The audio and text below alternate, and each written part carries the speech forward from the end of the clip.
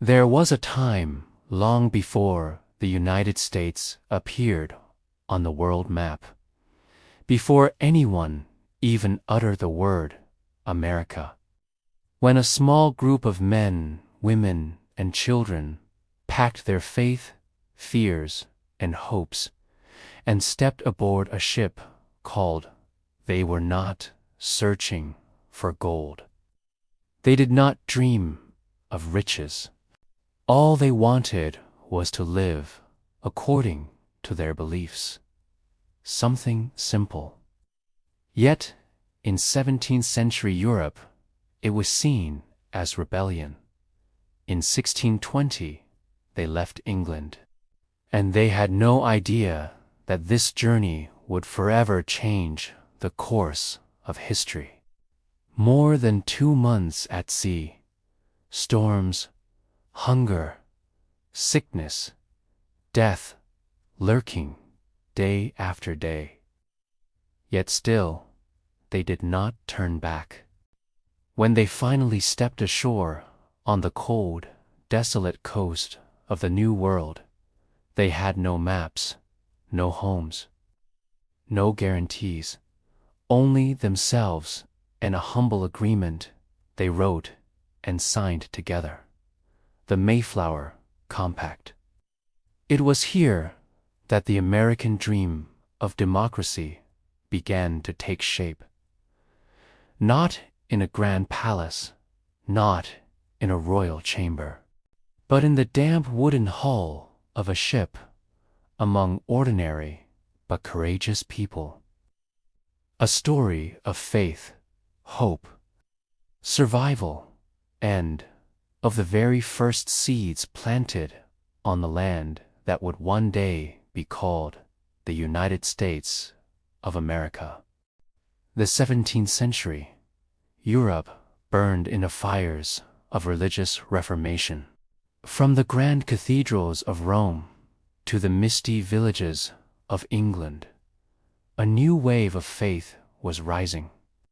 The Puritans believed the Church of England still held too many Catholic elements and needed to be purified, returning to the original teachings of the Bible.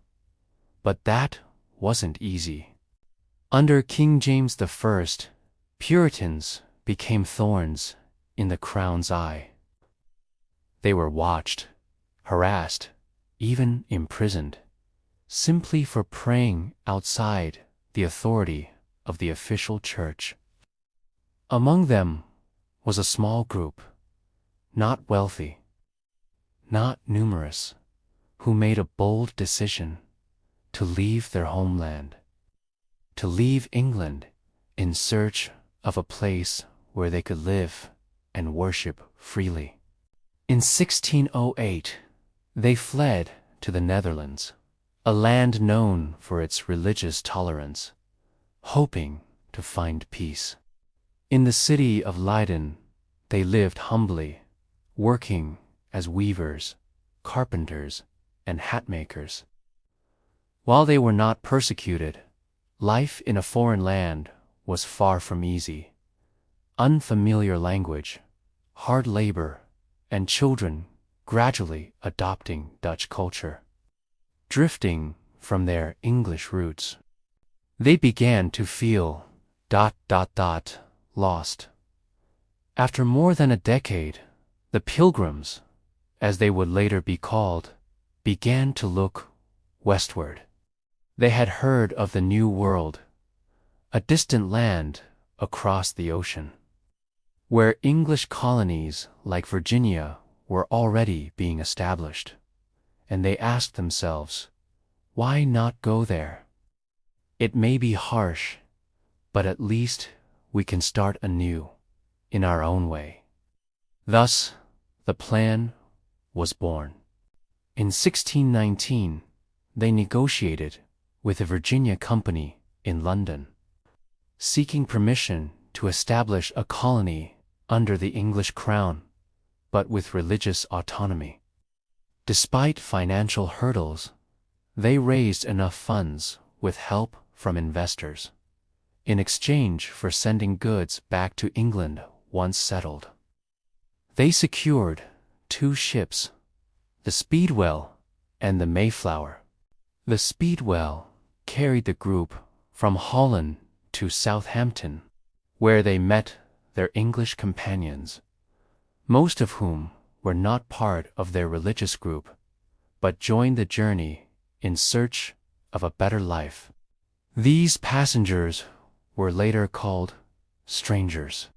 More than 120 people in total, including men, women, and children, loaded the 2 ships with weapons, acutes, tools, food, and daily supplies. But the journey was delayed when the Speedwell kept leaking and had returned for repairs multiple times. Eventually, it was deemed unfit for the ocean. They abandoned it.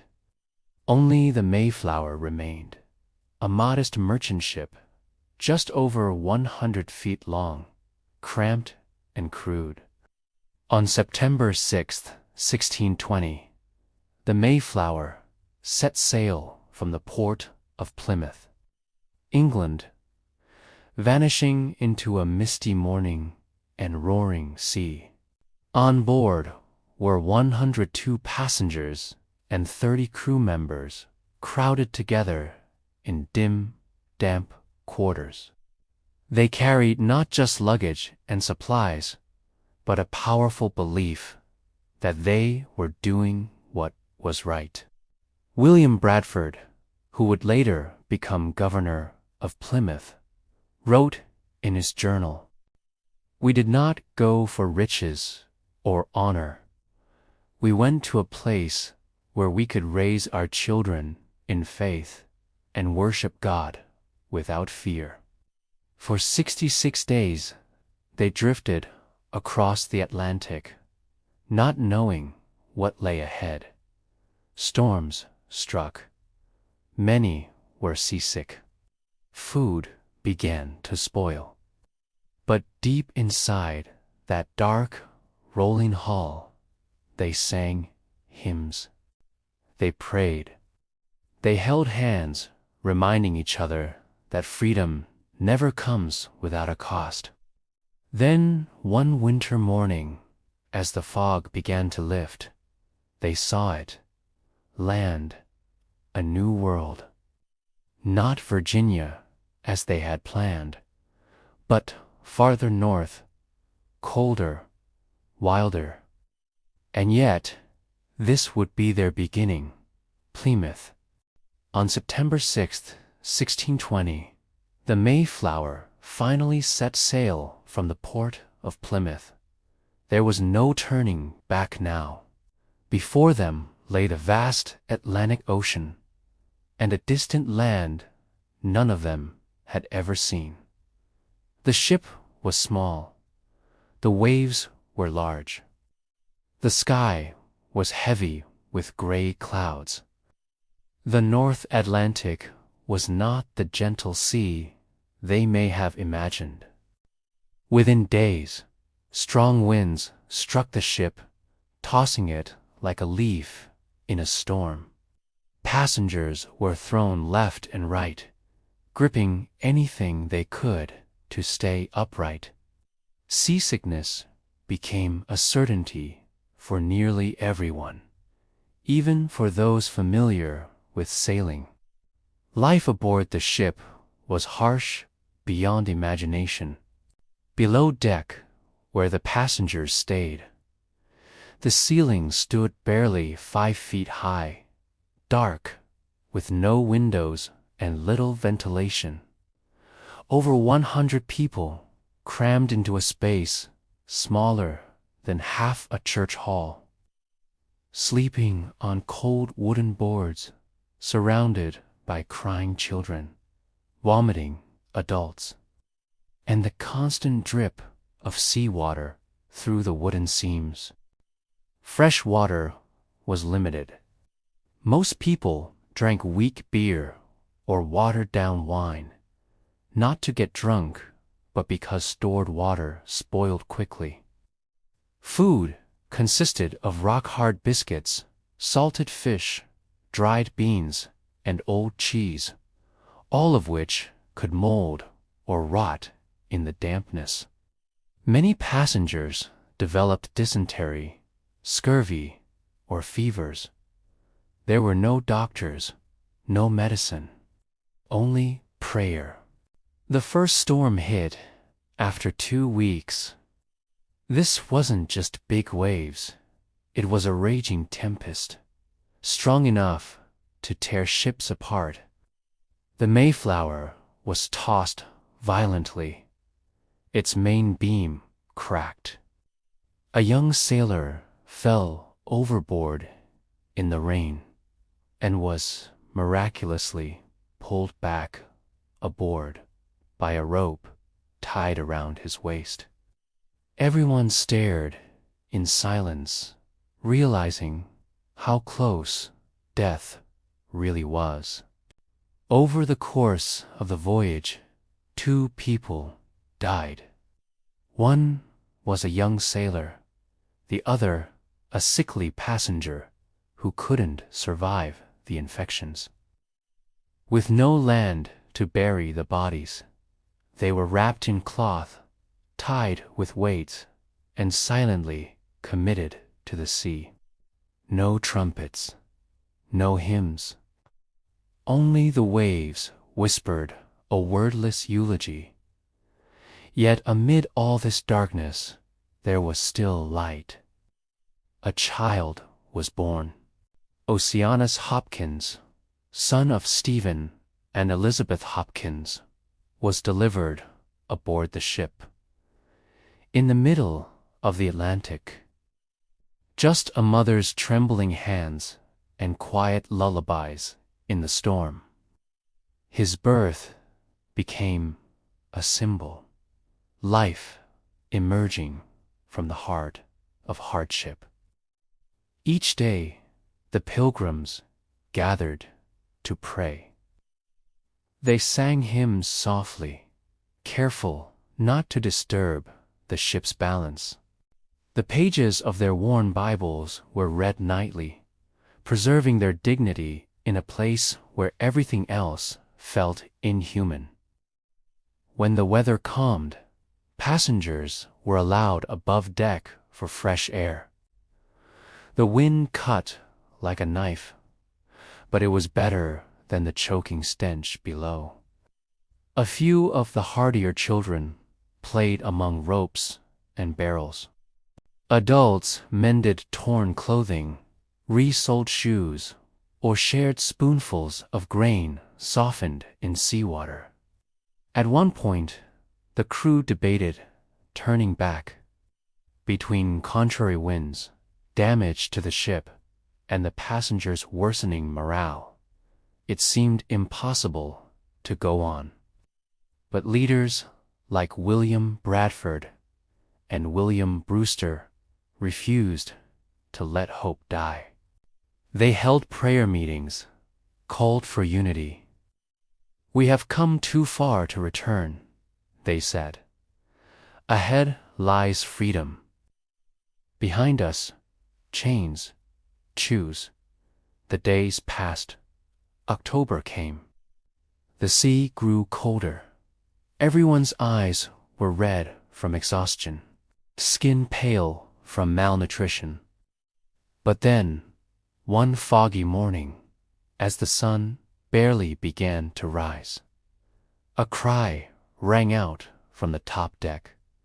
"Land, sea, land." Everyone rushed forward. There, on the horizon, a faint outline.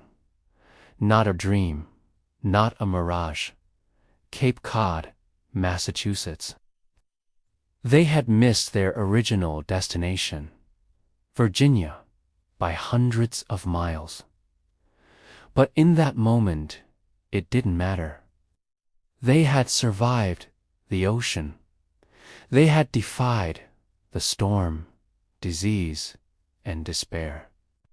The Mayflower dropped anchor. Waves lapped softly against the hull, as if welcoming them. and the Pilgrims, after 66 days adrift, understood something profound. They were no longer seeking the promised land. They had just arrived. November 1620, after 66 grueling days at sea, the Mayflower finally dropped anchor off the coast of Cape Cod, far north of its intended destination in the Virginia colony. And from that very moment, a question hung in the air. Are we still bound by any official government? Off course and outside the law. The Pilgrims had a charter from the Virginia Company in London, which gave them permission to settle within its jurisdiction, the northern part of the Virginia colony. But Cape Cod was well outside those boundaries. They had sailed off course and into a land where no English authority had been formally established. Almost immediately, unrest began to stir, especially among the group of passengers known as the strangers, who were not part of the Pilgrims' religious community. Some of them began to say, "If there's no government here, no one has the right to tell us what to do." A dangerous idea. Without law, chaos and division loomed. And so, in the cold, damp belly of the Mayflower, a bold and unprecedented idea took shape. They would write their own laws. No king, no nobleman, no bishop, just ordinary people, choosing to come together voluntarily to form a government that would be just, fair, and grounded in their shared faith and survival. A short document, a monumental idea. On November 11th, 1620, inside the cramped quarters of the Mayflower, 41 men, both pilgrims and strangers, signed a humble but revolutionary agreement, the Mayflower Compact, just over 200 words. Yet it contained principles that would echo through centuries of political thought. It began with a declaration of purpose. In the name of God, Amen. We, whose names are underwritten, the loyal subjects of our dread sovereign Lord, King James, having undertaken, for the glory of God and advancement of the Christian faith, and the honor of our King and country, a voyage to plant the first colony. Then came its defining promise. Do by these presents solemnly and mutually in the presence of God and one another, covenant and combine ourselves together into a civil body politic, to enact, constitute, and frame such just and equal laws as shall be thought most meet and convenient for the general good of the colony. It was more than a pact. It was a political statement ahead of its time, the seed of democracy. Though brief, the Mayflower Compact planted the first seed of American democracy. For the first time in the New World, a group of European settlers rejected rule by divine right, and instead embraced the idea that government should derive its authority from the consent of the governed. Every signer acknowledged that laws did not come from the top down, but from a collective agreement for mutual benefit.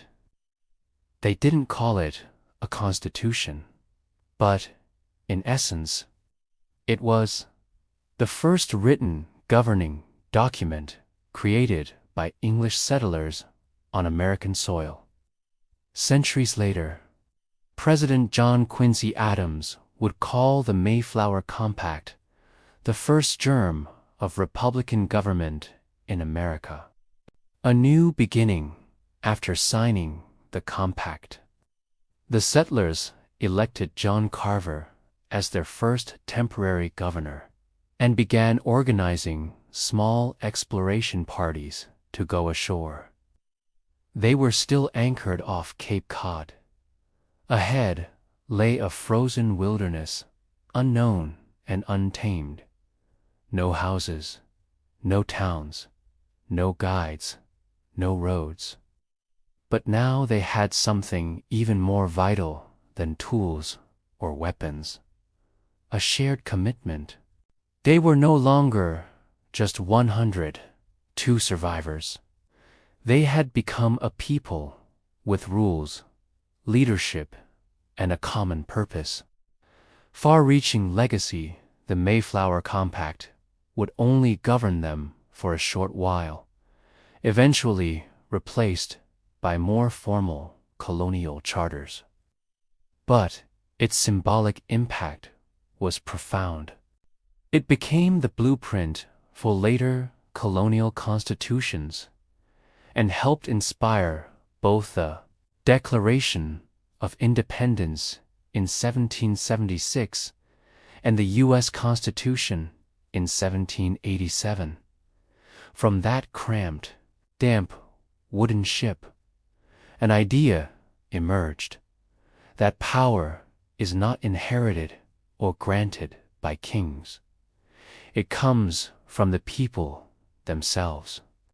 Quiet but revolutionary, there was no ceremony, no grand parade, just 41 men signing a paper at a simple table in the belly of a ship, while wind howled outside and waves slapped against the hull. Yet that moment, humble, uncertain, quietly changed the course of American history. The Mayflower Compact was not the end of their journey. It was the beginning of a dream called liberty. When the Mayflower dropped anchor off Cape Cod in November 1620, the land before them lay gray and cold under a curtain of early snow. The sea wind howled through leafless forests, and the heavy skies offered no promise, only isolation and ice. They had reached the new world, but not the one they had dreamed of. There were no homes, no stockpiles of food, no welcoming party, only a barren, frozen wilderness and the long, merciless winter ahead. Aboard the ship, life withering away after the Mayflower Compact was signed. Small groups of men were sent ashore to explore. But most passengers had to remain aboard the ship, as there were no shelters built on land yet. And there, in the damp, cold, and overcrowded hull of the ship, death quietly crept in. Wet clothes never dried. Blankets became mildewed. The human body could not stay warm. Coughs began to spread. Fevers, vomiting, diarrhea, fading eyes. And one by one, silently, people fell. Within the first few weeks, dozens fell ill.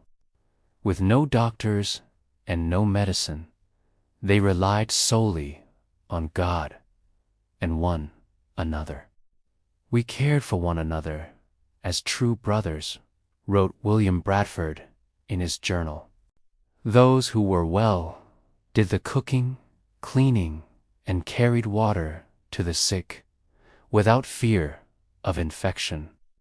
Though they were weak themselves, they gave their last pieces of bread and drops of drink. Compassion held them together. But death came anyway. 6 people died in December, 8 more in January. By February, every day brought another burial. The ground was frozen. They dug graves in the snow at night, in silence, and they hid the graves so the native people would not see how weakened the settlement had become. On land, building in despair, meanwhile, scouting parties discovered a patch of open land near a stream, with old cornfields and access to fresh water. It had once been a native village, long abandoned. They named it Plymouth, after their home in England. In late December, construction began on the first houses in the snow. There were no oxen, no horses, no wagons. Every log was dragged by human hands in below-freezing temperatures. Their hands cracked, their feet bled.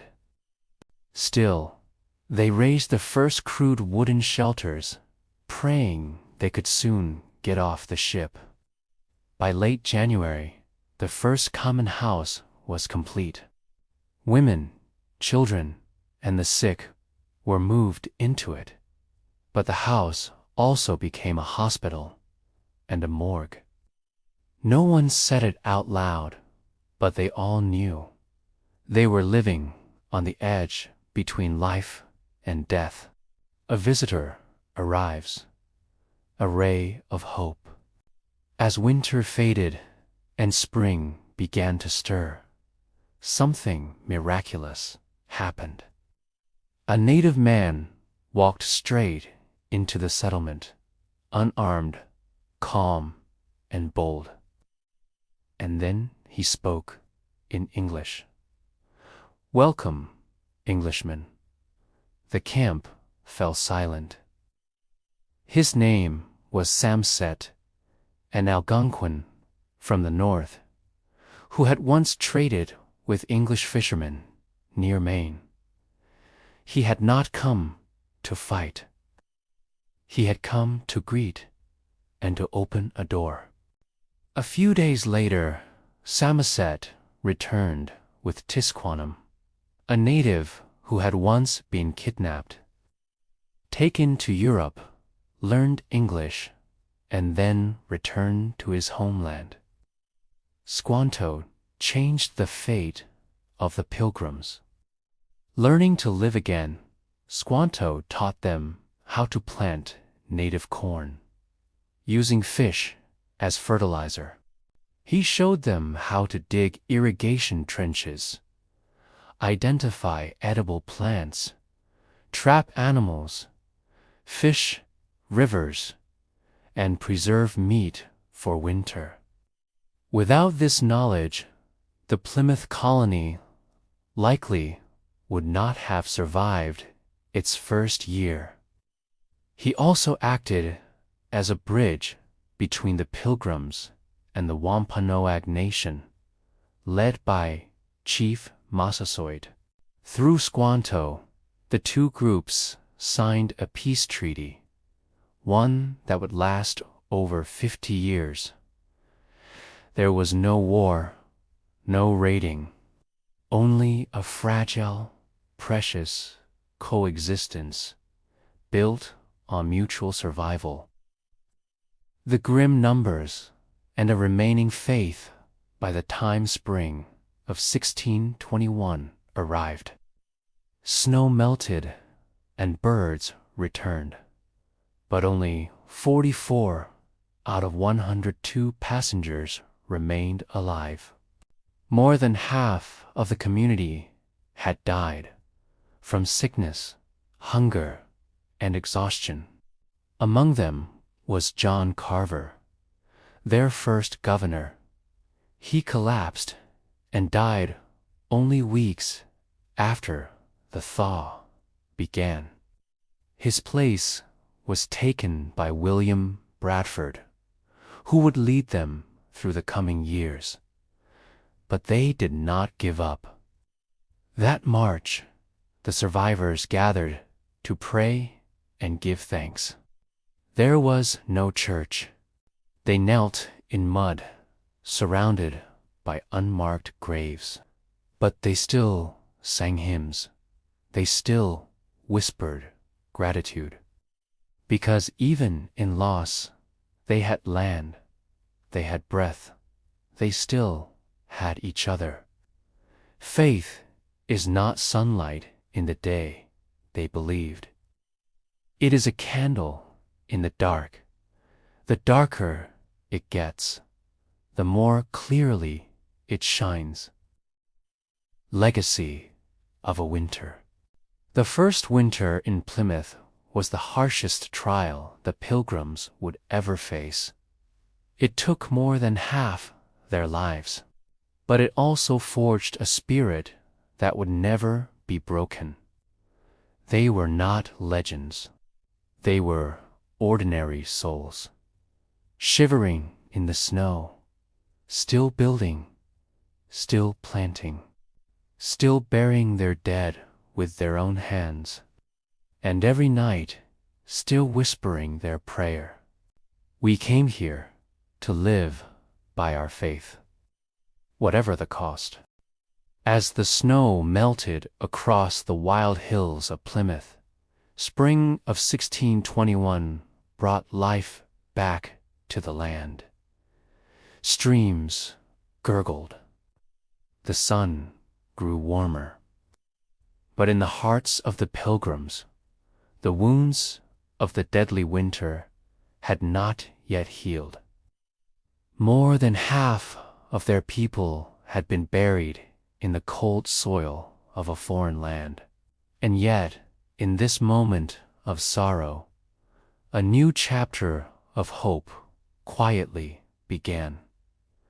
Not from the sky, but from the hearts of those they had once feared, the native people of this land. A man appears on March 16th, 1621. While the Pilgrims were working in their settlement, a stranger appeared at the edge of the forest. He was tall, confident in his stride, with bronze skin and long dark hair tied back. But what left the settlers speechless wasn't his appearance. It was his greeting, spoken in perfect English. "Welcome, Englishmen." No one could believe their ears. This was Samoset, a native man of the Algonquin people from the north. He had picked up some English through trade with fishermen near present-day Maine. He came not to threaten, but to welcome. He was unarmed, and his smile was warm.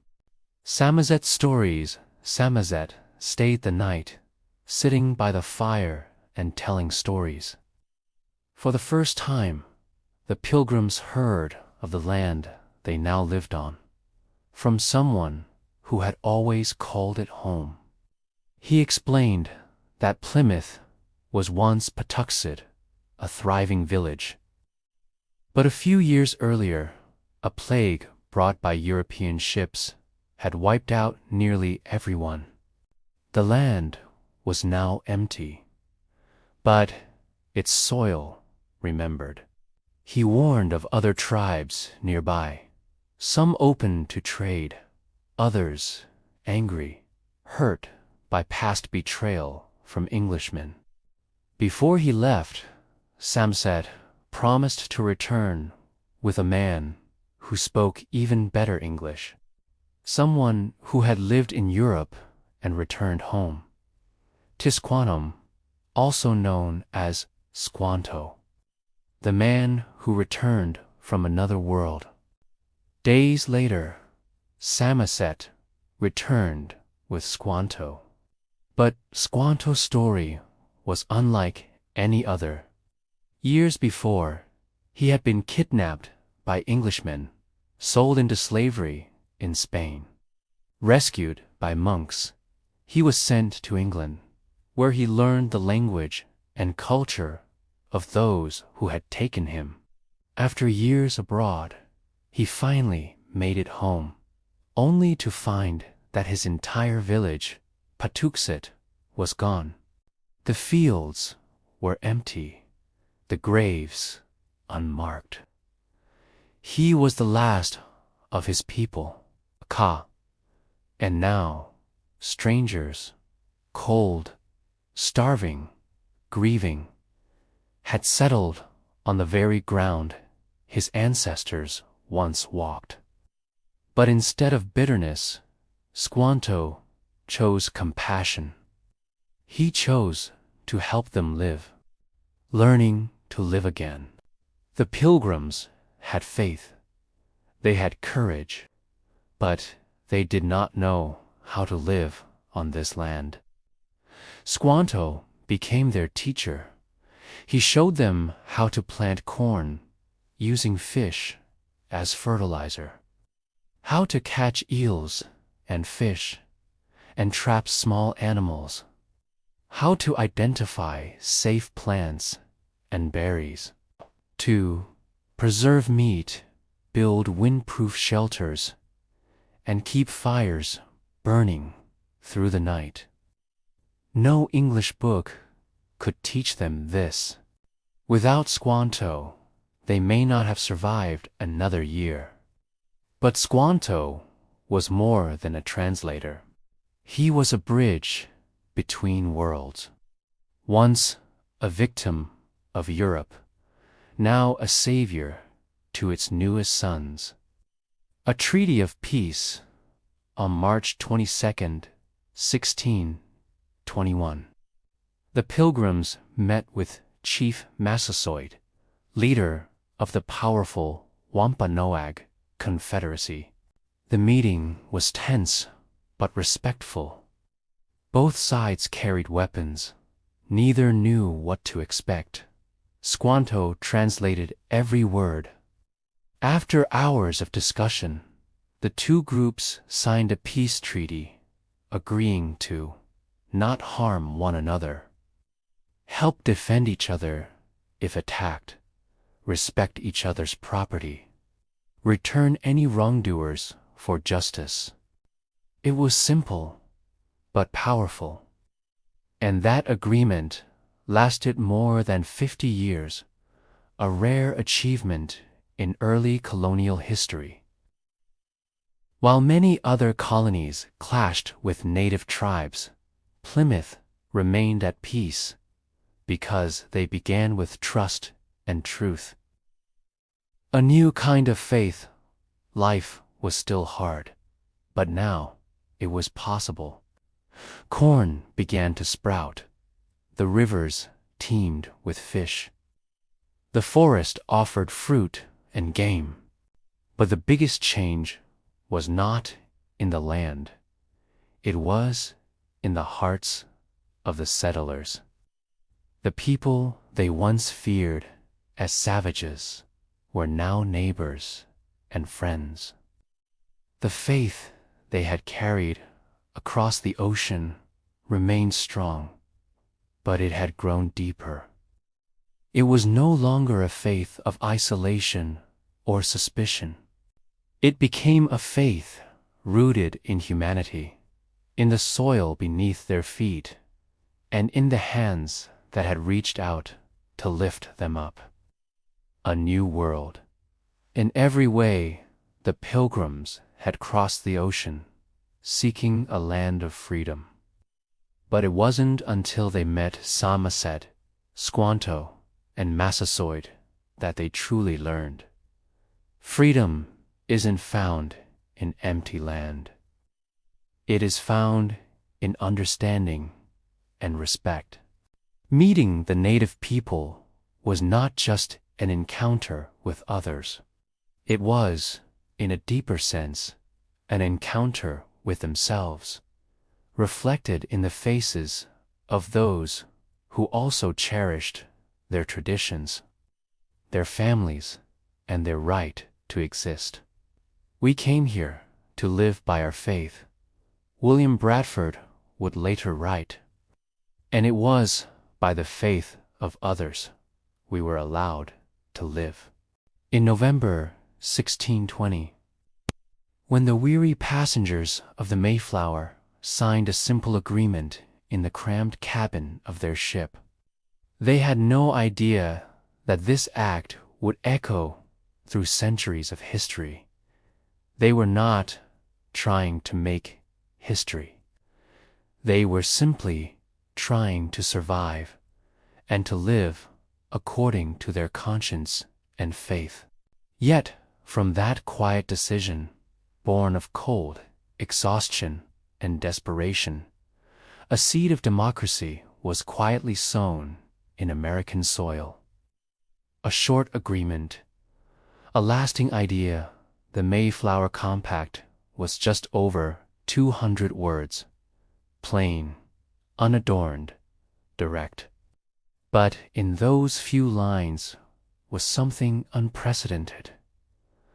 Ordinary people voluntarily creating a government, not under a king, but for the common good. We, whose names are underwritten, do covenant and combine ourselves together into a civil body politic for our better ordering and preservation. No nobility, no church officials, no monarchs, just a group of people, outcasts in their own country, choosing to govern themselves, bound by mutual consent and shared responsibility. The first building blocks, under the leadership of William Bradford, the Pilgrims organized not only their farms and shelters, but also a council, voting, and a communal legal code. Major decisions were discussed publicly. Every adult male had a voice. They did not call it democracy, but they were practicing it, step by step, action by action. In Europe, power came from kings, bishops, and lords. In Plymouth, power came from conversation, compromise, and shared survival. Democracy, born from necessity, the earliest democracy in America, did not come from political theory. It came from hunger and winter. No one would survive unless they worked together. They needed a system, not for ruling over others, but for holding each other together. The Mayflower Compact did not proclaim human rights, but it was one of the first living examples of a government formed with the consent of the governed, a principle that would later become the soul of the Declaration of Independence and the U.S. Constitution. Spreading the fire, Plymouth was a small, poor colony, and in time, others would grow larger and more powerful. But here, in its humble beginnings, the ideas of self-rule, citizen councils, and local lawmaking took root first. Soon, other towns across New England began practicing town meetings, where ordinary people debated taxes, schools, and defense. Not aristocrats, but blacksmiths, farmers, ministers, everyday people built governments with their own hands. The Mayflower Compact was not just a local agreement. It was a model, quietly shaping the civic habits of future Americans. From a ship to a nation, almost 150 years after the Mayflower landed, 13 English colonies would rise up and declare their independence. And in the Declaration of Independence, a familiar phrase appeared. Governments derive their just powers from the consent of the governed. Those words were not born in Philadelphia. They had been quietly spoken long before by 41 passengers on a ship in the cold winds of Cape Cod, who promised each other, "We will make laws, not because a king commands it, but because we choose to live together in peace." A dream still unfolding. Today, democracy in America is far from perfect. There are debates about who gets a voice, who is truly represented, and how justice is delivered. But at the root of it all lies the spiritual legacy of the Mayflower: the right to participate, the spirit of mutual consent, the belief that every person has a voice. The democratic dream was never flawless, but it began with something very small, a compact between strangers, choosing order over chaos, fairness over fear. A message from the past: the Mayflower Compact no longer governs any land. But each fall, when Americans celebrate Thanksgiving, they are not only remembering a feast between Pilgrims and natives. They are remembering why those settlers came across the sea in the first place: to live by conscience, to worship freely, and to build a life they could shape for themselves. That small wooden ship did not just carry passengers. It carried an idea that on new soil, a new people could forge a society more just, more equal, more free. They did not seek power. They sought justice. They did not seek a throne. They sought freedom. And with frozen hands in a bitter wind, they built a republic that would change the world. When the first summer sunrise of 1621 rose over the green cornfields of Plymouth, the survivors of that dark, bitter winter could finally smile without trembling. They had endured hunger, disease, snowstorms, and the shadow of death. Now, for the first time, they lifted their heads toward the sun, believing that the future had arrived. But what they didn't know was that the cabins they built, the treaties they signed, and the first steps they took on this new land would form a legacy stretching across centuries, a legacy radiant with light, hope, and faith. One that would carry shadows that have never truly faded. Two sides of a dream. We often remember the Pilgrims as brave seekers of religious freedom. They left their homeland, faced storms and hunger, and dared to dream of a world where people could live according to their conscience. And that is true. But it is also true that they did not arrive at empty land. This was not an untouched paradise waiting to be claimed. For thousands of years before them, native peoples had lived, farmed, loved, and died on this soil. They had languages, ceremonies, laws, and memories. To them, the Pilgrims were not pioneers. They were newcomers. Moments of harmony and fragility. We remember the first Thanksgiving, a meal shared between Pilgrims and the Wampanoag, full of laughter, gratitude, and hope for a new season. That meal did happen, and peace endured for years afterward. The treaty between William Bradford and Chief Massasoit was a rare and remarkable example of trust across cultures. But such harmony would not last forever. The descendants of those who once broke bread began to see natives as obstacles to progress.